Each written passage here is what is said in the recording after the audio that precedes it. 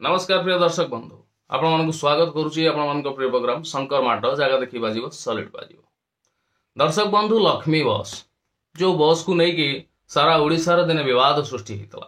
लक्ष्मी बस ओडिशार चलो आसला तमिलनाडु तार वीडियो मध्य सोशल मीडिया रे भाइराल है।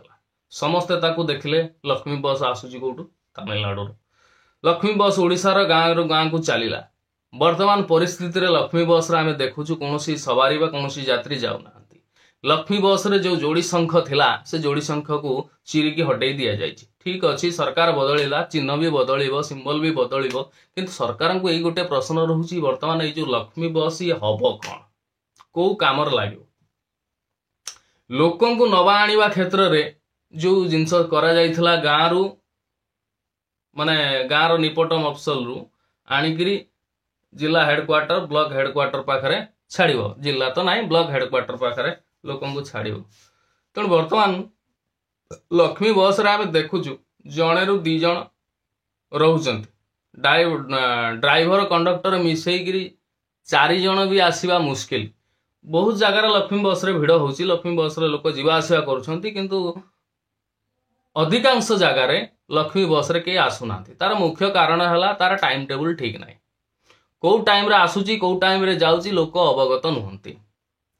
लोकन को जो जो जगार भी जाऊ जो जगह दे कि जाऊ लक्ष्मी बस रो टाइम टेबल टा केतेबेले आसीबो केतेबेले जीवो से टाइम टेबल टा लोक जानती नाही।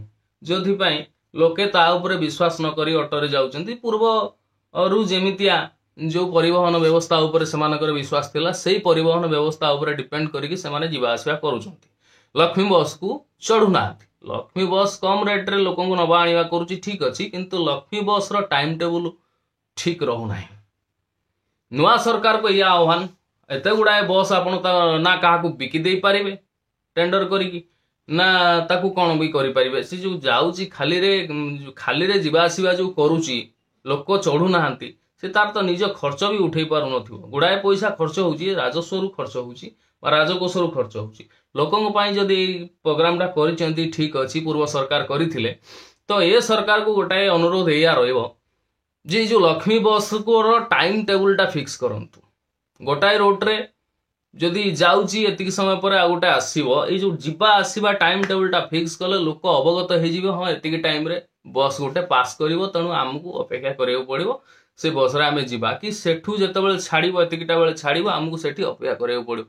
तेणु जेतेबेले लोकन पाखरे टाइम टेबल आसी जिवो हां ए लक्ष्मी बस रो टाइम टेबल एया तो लोके माने सेही समय को सेमाने अपेक्षा करिवे एवं बस रो मध्य भिड़ टिके बढ़िबो बा बस रे अधिक लोक यात्रा करिवे। जहा जो बस जो खाली रे चालुची बा बस रे जो पैसा उठेई पारु नाही सेटा आ हबनी।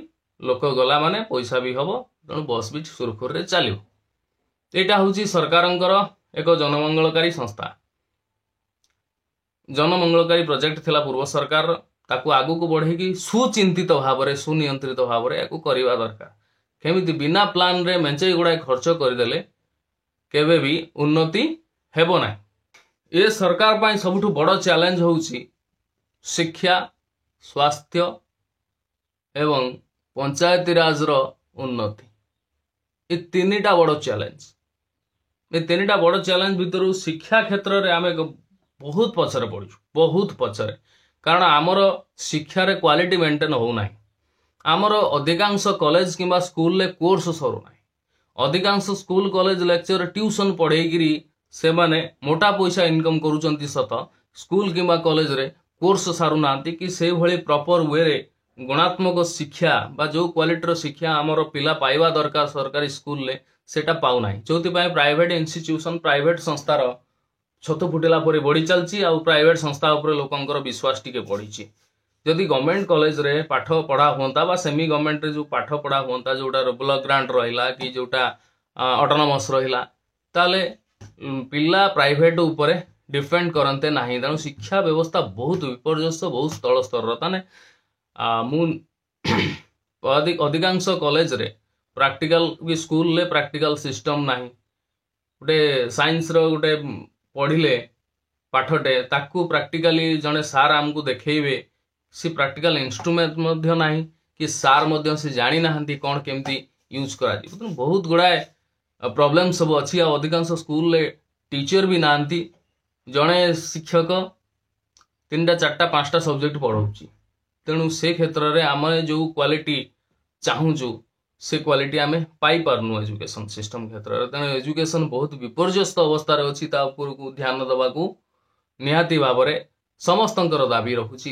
तापर आसला स्वास्थ्य स्वास्थ्य क्षेत्र में पूर्व सरकार BSKY क्वार्ड करथिला जोथि लोके बहुत उपकृत होउथिले किंतु से अनुसार आमर स्वास्थ्य सेवा सेते हाई क्लास बा हाई क्वालिटी नुह ता नहींदेले नव दास को जितेबाला गोली बाजी झारसुगुड़ा सी भुवनेश्वर आसिक प्राइवेट हॉस्पिटल ले केवे एडमिट हो न था जदि गवर्नमेंट हॉस्पिटल उपर भरोसा था तेणु गवर्नमेंट हॉस्पिटल को खाली विश्वस्तरीय कहीदेले तो हेनी से डाक्तर रहा दरकार से इन्फ्रास्ट्रक्चर रहा दरकार से लेवल डेवलपमेंट हवा दरकार। स्वास्थ्य क्षेत्र में बहुत पछरे पड़ी ओडिशा अधिकांश डाक्तरखाना डाक्तर नहांती अधिकांश गोष्ठी स्वास्थ्य केन्द्र में जड़े स्टाफ अच्छी सब चलाऊँ अधिकांश क्षेत्र में कंपाउंडर कि जो सिक्यूरीटी गार्ड भी आसिक मेडिसिन देकी जाउछि तेणु ये प्रकार जो विकल चित्र सारा ओडिशा रे रही स्वास्थ्य समस्या को लेकर ताहा उपरे ध्यान देवाकू निहाती भाव में जरूरी।